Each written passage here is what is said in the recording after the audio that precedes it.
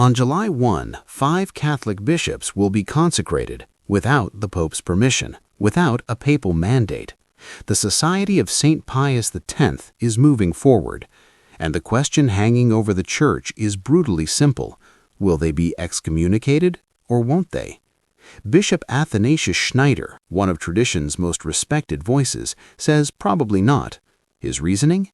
There is no intention to do a schismatic act on the side of the Society of Pius X, and you cannot be punished when you have not the intention to do it, according to canon law. It sounds reasonable. If they don't mean to be schismatic, how can the Church call them schismatic? But canon law sees things differently. Canon 1382 is brutally clear. A bishop who consecrates someone a bishop without a pontifical mandate, and the person who receives the consecration from him, incur a latae sententiae excommunication reserved to the Apostolic See. Notice what's missing: any mention of intention.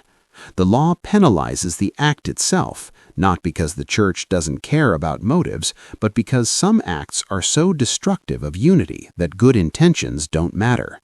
The Pillar, a respected canon law publication, explains, "The wording of the canon is noteworthy because it criminalizes a specific action with an objectively binary condition, either there is or is not a papal mandate, and therefore seems to sidestep many of the usual other conditions which must be considered in the application of penal law." This isn't some obscure technicality. In 1988, Pope John Paul II explicitly warned Archbishop Lefebvre not to consecrate bishops without permission. Lefebvre did it anyway. The Pope declared the bishops excommunicated, calling it an act of disobedience to the Roman pontiff in a very grave matter, which implies in practice the rejection of the Roman primacy, constitutes a schismatic act. The SSPX now argues that 1988 was a unique situation, and today's consecrations would be different. In a February 18 letter to Cardinal Fernandez, they insisted that an episcopal consecration not authorized by the Holy See does not constitute a rupture of communion, provided it is not accompanied by schismatic intent or the conferral of jurisdiction. But here's the problem. The Vatican has already responded.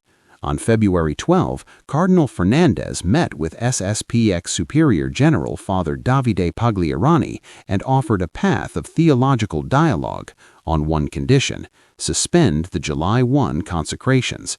The dicastery warned that proceeding would imply a decisive rupture of ecclesial communion, schism, with grave consequences.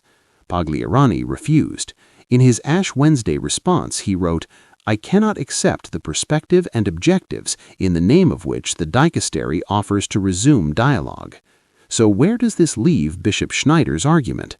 His defenders point to history. In the first millennium, bishops were often consecrated without papal permission. St. Athanasius personally chose and consecrated his successor. The 1917 Code punished illicit consecrations with suspension, not excommunication. Schneider himself has written eloquently about the Church Fathers, arguing that the acceptance of papal primacy as a revealed truth is often confused with the concrete forms that evolved throughout history, through which a bishop expresses his hierarchical unity. But critics respond that the law has developed precisely because the stakes have become clearer. Jenna Marie Cooper, a canonist, explains, "The negative effects of schism are multiplied exponentially when a bishop ordains new bishops totally on his own initiative, since this has the potential to create a sort of parallel church by which large numbers of the Catholic faithful might be drawn out of communion with the legitimate successor of St. Peter." And then there's the deeper theological question. Larry Chapp, writing in the National Catholic Register, puts it bluntly, "Once one pits the modern magisterium against the true magisterium of true tradition, and one uses the latter to reject the teachings of the former, one is left with a deep ecclesiological incoherence." The SSPX insist they recognize Pope Leo XIV. They pray for him, they profess the creed. But if they consecrate bishops against his explicit warning, what does recognition actually mean? Bishop Schneider's pastoral heart is evident. He sees faithful Catholics caught between a church that sometimes seems to abandon tradition and a society that preserves it. He wants to prevent another rupture. But the law is the law, and on July 1, if those consecrations happen, the bishops involved will automatically incur excommunication. Whether they feel schismatic won't matter. The act itself will have spoken.